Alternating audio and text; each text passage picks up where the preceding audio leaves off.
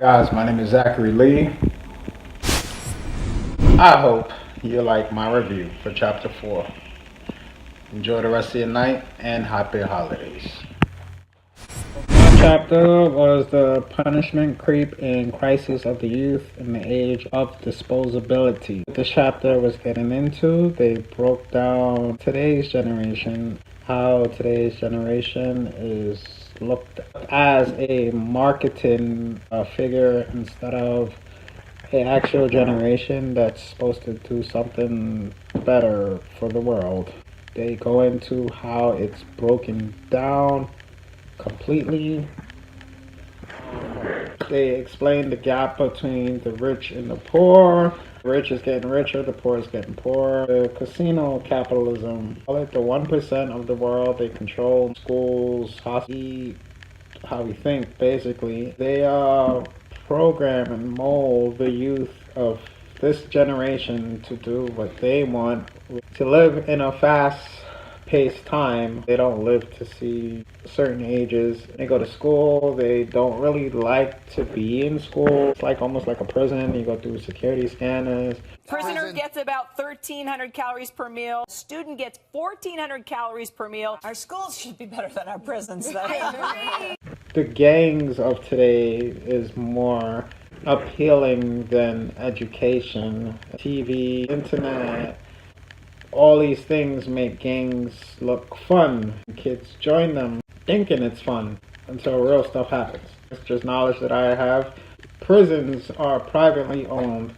They sat down with rap industry managers and created the rap genre. The rap genre basically sends people to prison, and nowadays inside the rap genre they put bright colors, playful things, and they incorporate it together with gangster things, and the kids, they get blindsided to the gangster things and only see the colorful things, and that's how they kind of get caught up in it. And especially with school, the schools are not really helping. They're not really teaching. They're not making the teaching interesting. Pretty much like when you use a little kid and you go to an arcade, you see all the bright colors inside the arcade. You gravitate towards it. You want to have fun and just everything. When you go inside the schools look like prisons, and nobody wants to be in prison, and they get turned away from that. War against youth, that part really brought attention to me.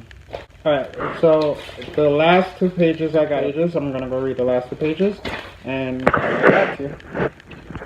When I look at where I'm coming from, I know I'm blessed, and I close my eyes and smile. Sometimes I feel like the richest man in Babylon, and I've done my best. So I just read the last 2 pages.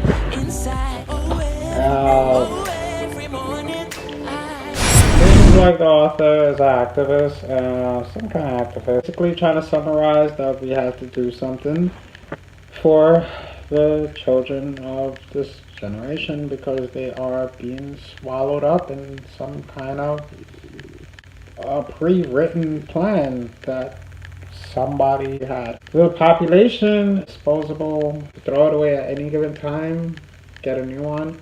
So it's like we're just dying in this recycle of not going nowhere, basically. Just should mention that caught my attention. The public time goes into public time that's being separated by corporate time. Oh yeah, that's what I wanted to get into. Inside the chapter on how college students, they were the ones who brought the social injustice awareness to the rest of the world.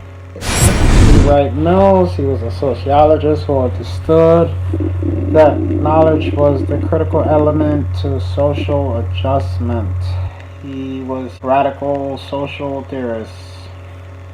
So I wrote page. Wright Mills was a sociologist who understood that knowledge was the critical element to social adjustment.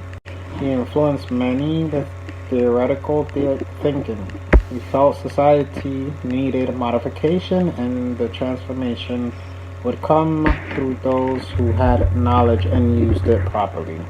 He also believed that critical thinking was the way of gaining this important knowledge. This intellectual way to life is what he refers to as a sociological imagination. I hope you liked the review.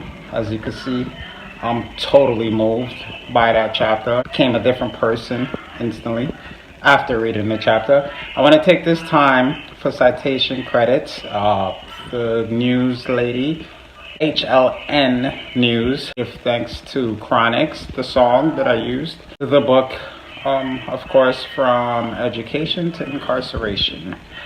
Thank you and have a good night.